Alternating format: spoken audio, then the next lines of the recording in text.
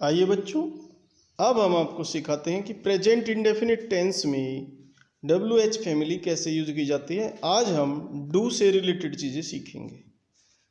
WH family जैसे what, when, where, how, why और उसके बाद do.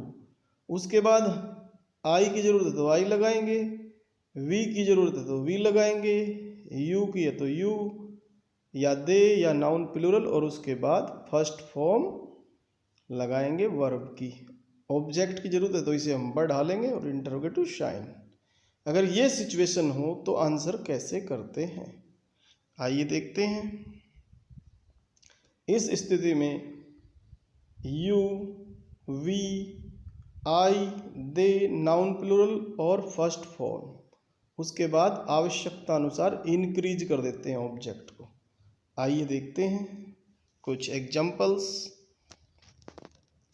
What do I eat? मैं क्या खाता हूँ। You eat an apple. तुम एक सेब खाते हो। ध्यान दीजिए, इसमें क्वेश्चन में आई है तो आंसर करते समय आई को हम यू में बदल देंगे। ये देखो, यहाँ पे आई और ये हमने यू में बदला। What do you eat? तुम क्या खाते हो। I eat an apple. मैं एक सेब खाता हूँ। तो क्वेश्चन में अगर यू है तो आंसर में आई हो जाएगा। ये बात हमेशा ध्यान रखें।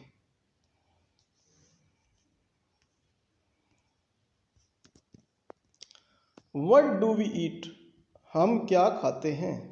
We eat apples या you eat apples। अब इसको समझेंगे। यदि क्वेश्चन करने वाला क्वेश्चन करते समय खुद को भी शामिल कर रहा है तो वी का आंसर वी में ही आएगा। औरों के साथ साथ स्वयं को भी शामिल कर रहा है।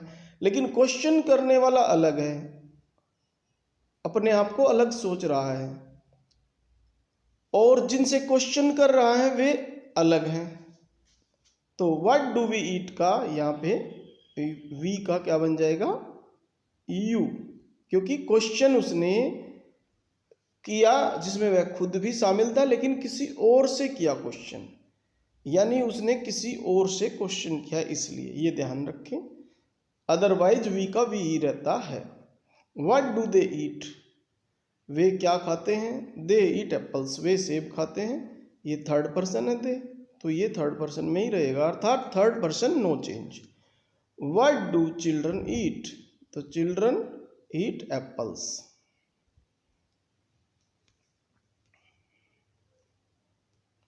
When do you play, I play in the evening. When do they study, they study at night. Where do you play, I play in the playground. Where do they stay, they stay in the hotel. आइए अब आगे चलते हैं। Where do I live, you live at Hamidpur.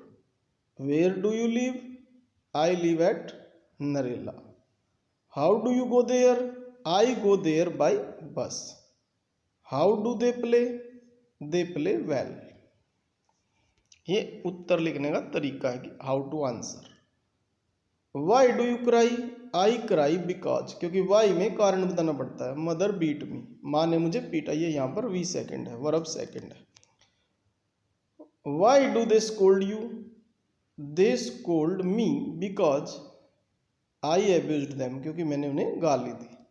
इस प्रकार ये आपको समझ में आ गया होगा अच्छी तरह से। अगर आपको अच्छी तरह से समझ में आया है तो चैनल को सब्सक्राइब करें। लेकिन एक बात ध्यान रखें कि क्वेश्चन में यदि आई है तो आंसर देते समय बदल के यू में चला जाएगा। ये बात विशेष ध्यान रखने लायक है। और उससे अलग, जैसे थर्ड पर्सन है, दे,